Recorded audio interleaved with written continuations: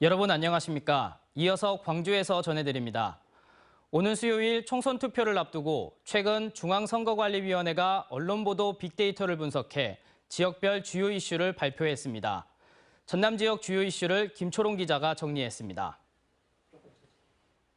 중앙선거관리위원회의 언론기사 빅데이터 분석 보고서입니다. 지난 2020년 5월부터 지난해 11월까지 약 4년간 전남도를 다룬 기사 2만 5천 건가량을 분석한 자료입니다. 지역의 주요 이슈와 지역민 관심이 높은 현안 등이 담겨 있습니다.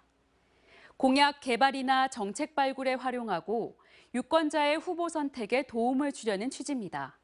그럼 내용을 보겠습니다. 전남 단위로 볼 때 가장 많이 언급된 키워드는 광주와 마찬가지로 광주 군공항 이전 사업입니다. 광주 군공항 이전, 광주 민간공항 이전 등 관련 키워드가 1,400여 회 다뤄졌습니다. 하나의 주제로 묶어봤을 때 주목도가 가장 높았던 건 날씨와 자연재해입니다. 21대 총선 이슈에서는 주요 이슈가 아니었는데 최근 몇 년 사이 산사태와 폭우 등 자연재난으로 인명피해까지 발생해 주목도가 높아진 것으로 분석됩니다. 시군별로만 보면 곡성과 구례 등 대부분의 지역에서 집중호우나 태풍이 주요 이슈였고 완도는 가뭄, 순천 산불, 해남 지진 등입니다. 자연재난은 도민들의 안전뿐 아니라 농업과 어업 등 지역민의 생계에도 직접적인 영향을 주는 만큼 관련 정책이 중요할 텐데요. 총선 후보들의 선거 공보물에서 이에 대한 공약은 거의 찾아볼 수 없었습니다. 다음으로 특징이 두드러지는 지역 위주로 살펴보겠습니다.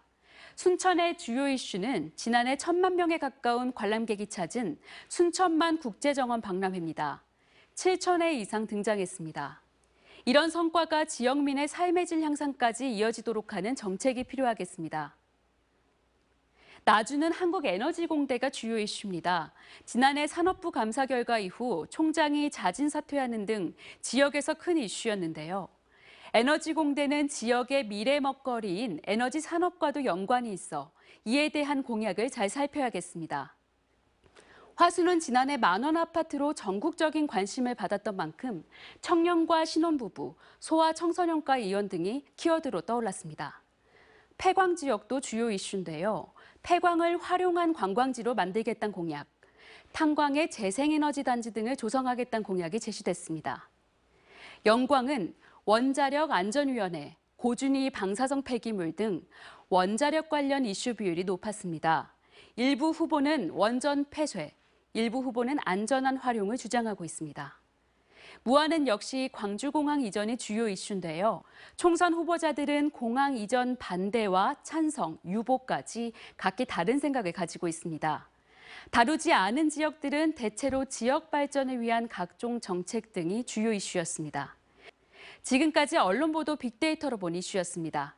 MBC 뉴스 김초롱입니다.